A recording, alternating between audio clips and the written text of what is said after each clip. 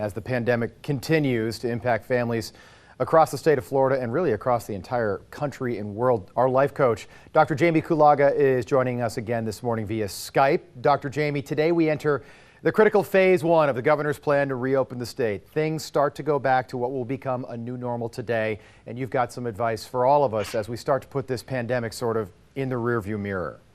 Yes, I do. So as we bring in a new week, we are bringing in another temporary new norm. Today, restaurants and retail stores open up, but they open up with a different feel to them. In fact, a lot of familiar places are going to open up with a different feel. The newness will spark anxiety and fear in some, and others it will spark happiness and excitement.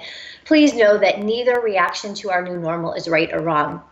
Today's challenge is on managing the reopen. So I want you to go ahead and write down these 5 tips and implement them all throughout the opening week.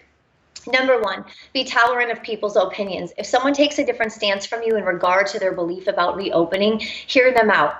You do not need to change your belief, but you also do not need to stir up hate and anger. The virus has created a lot of fear in people and still remains. So have compassion and an open mind for those who might take a different stance from you. Number 2, have empathy.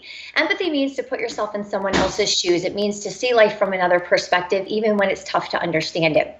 Please keep in mind that some people fared much better than others did throughout this virus. Some people lost their jobs. Some people lost loved ones.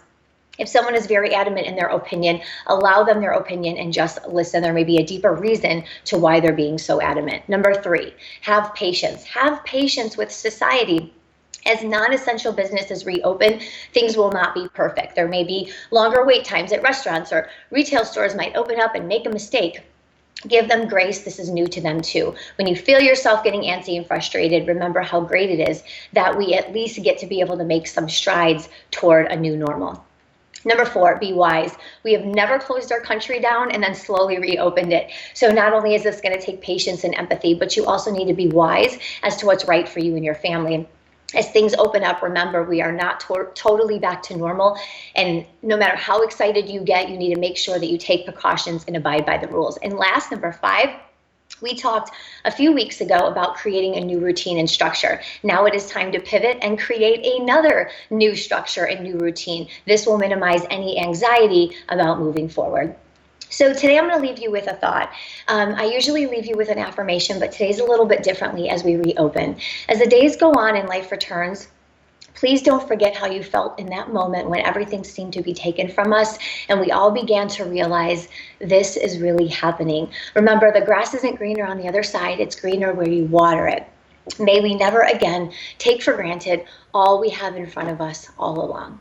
Thank you, and we will chat soon. I love it, Dr. Jaime. Thank you so much for that advice. We appreciate that, especially on this Monday morning. But things do feel like they're slowly returning to normal, which I think we are all excited about in different ways.